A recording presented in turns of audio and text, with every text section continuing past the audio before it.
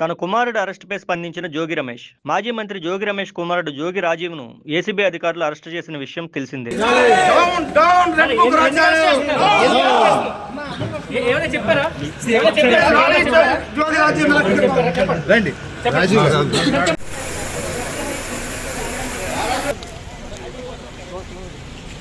ఈ సందర్భంగా జోగి రమేష్ మాట్లాడుతూ ఏమీ తెలియని తన కుమారుడిని అరెస్టు చేసి జైలులో పెట్టాలనుకుంటున్నారని మండిపడ్డారు.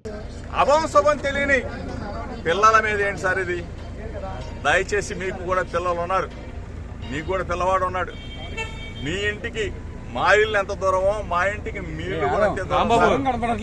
దయచేసి తెలుగుదేశం పార్టీ యావత్తుకు చెప్తామన్నా, అమాయకంగా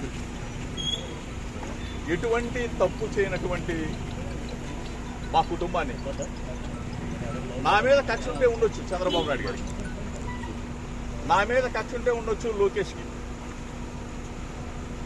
ఎగిరిగోల్డ్ ఏంటి బాబు? ఎగిరిగోల్డ్ ఆస్తులు ఆల్రెడీ అటాచ్మెంట్లో ఉన్నాయి.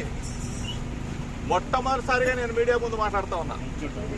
మొట్టమొదటిసారిగా ప్రభుత్వం అధికారంలోకి వచ్చిన తర్వాత మొట్టమొదటిసారిగా మీడియా ముందు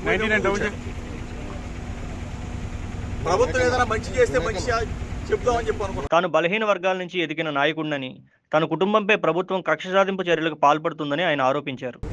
ఒక బలహీన వర్గాల వ్యక్తి జోగి రమేష్ కృష్ణా జిల్లాలో అంచెలంచెలుగా ఎదిగాడు. ఒక బలహీన వర్గాల వాడు, ఒక గౌడ కులస్తుడు ఎదిగితే హర్షించాల్సింది పోయి మీరు మా మీద కక్ష కట్టి మమ్మల్ని జైలు పాలు చేస్తే మీరు ఆనందం పొందుతారు.